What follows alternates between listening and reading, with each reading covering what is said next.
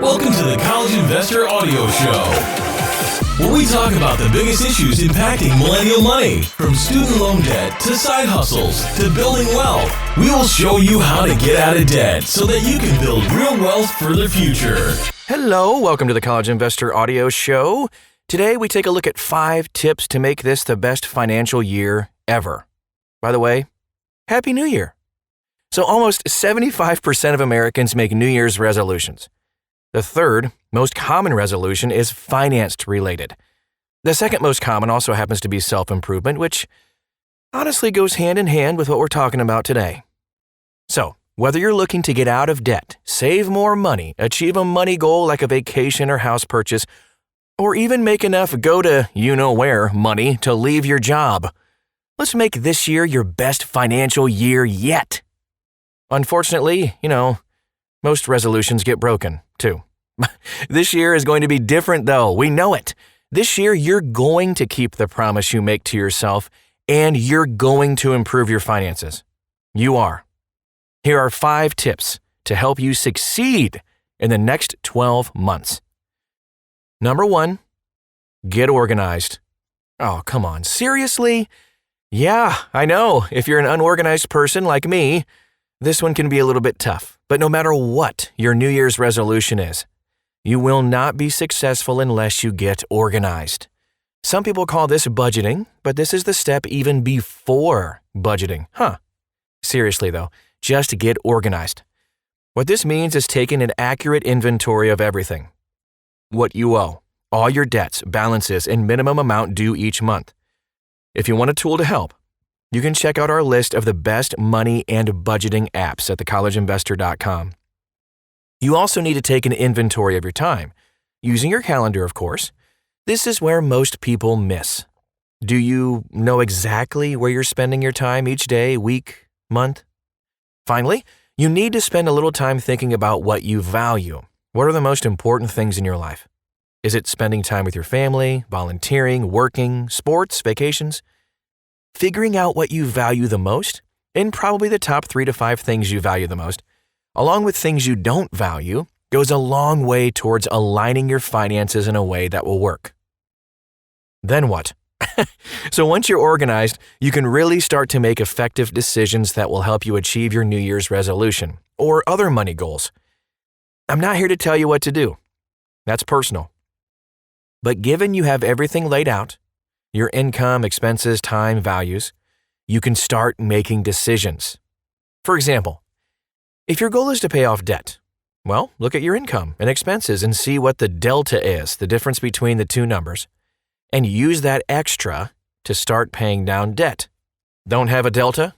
I'm not talking about any viruses.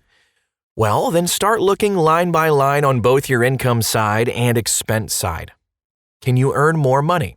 This may require looking at your calendar and time, too.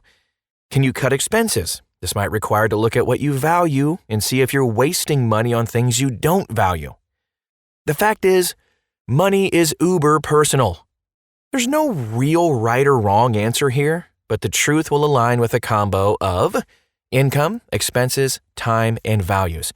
If you're on this step, you want to check out a bigger budgeting guide, check out our article called Budgeting for Your Personality and Style. There's even a podcast for it too that you can find in the archives. And that article is at thecollegeinvestor.com. Here's number 2, the second tip. Improve your credit. No matter your resolution, improving your credit will be a game changer. Looking to save this step actually takes several sub-steps to complete. First, you want to start cleaning up your credit. Order a credit report, it's free by the way, at annualcreditreport.com. You might find some adverse information that is lowering your credit score. Next, fix the bad credit listed on your report. For instance, dispute any negative information that just isn't true, such as late payments. If you want to repay creditors listed on your credit report, make sure the debts aren't considered zombie debts. Zombie debts are too old for creditors to sue you for or even contact you about because of the statute of limitations. If you contact the creditor about the debt, you start the statute of limitations all over again. You can also check out our full guide, How to Improve Your Credit Score, at thecollegeinvestor.com. Tip number 3, Build your stash. Boom. Love this one. So one of the most common financial goals after paying off debt is saving money. Whether you're building an emergency fund, saving for retirement, or saving for a goal like a house, building your stash of money is key. Quick side note. You don't have to pick between the two. To pay down debt or save, you can try to do both at the same time. In fact, you probably should. Let's talk about savings accounts. You want to open or use your savings account. The account is a way to save money, of course. For instance, you can build an emergency fund using the account. You can choose to have a debit card or just limit the access to it by not having one. Search for best high-yield savings accounts at thecollegeinvestor.com. We have a great article spelling this out for you. Let's talk about 401ks for a second. So, if your employer offers a 401k, you definitely need to take advantage of it. In fact, many employers offer matching contributions. Free money your employer is actually giving you to save for retirement. Pretty nuts if you don't take advantage of that, because if you don't, you're essentially taking a pay cut. Ouch. Tip number 4. Pay yourself first. Maybe you've heard your father, your grandfather, your uncle talk to you about this. Pay yourself first. What does that mean? Because you might think that this isn't the way to become debt-free or achieve any other money goal this year, but it is. It's easier to go into debt when you're constantly spending money, but this is a big mindset shift on how you allocate your money. For instance, say you want to go to the movies or out to dinner with friends. You don't have the money, so you charge it to one of your credit cards. If you pay yourself first, you can have the money to do things you want to do. More importantly, you don't incur new debts. Go ahead. Pay yourself. After all, you're the one working hard to achieve your dreams. The easiest way to pay yourself is by having a separate savings account. If you have direct deposit, you can have a small amount transferred into that account automatically. And tip number 5, live within your means. So important. And also, I should say, live within your values. We all want things that we can't have. For example, you may want that 65-inch flat-screen television. However, you can't afford it.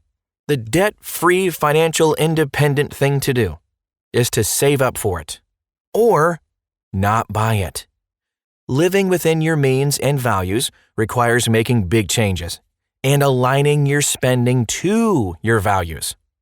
On a basic level, you can just stop using savings or credit cards for items that you can't really afford. Make a monthly budget based on your income.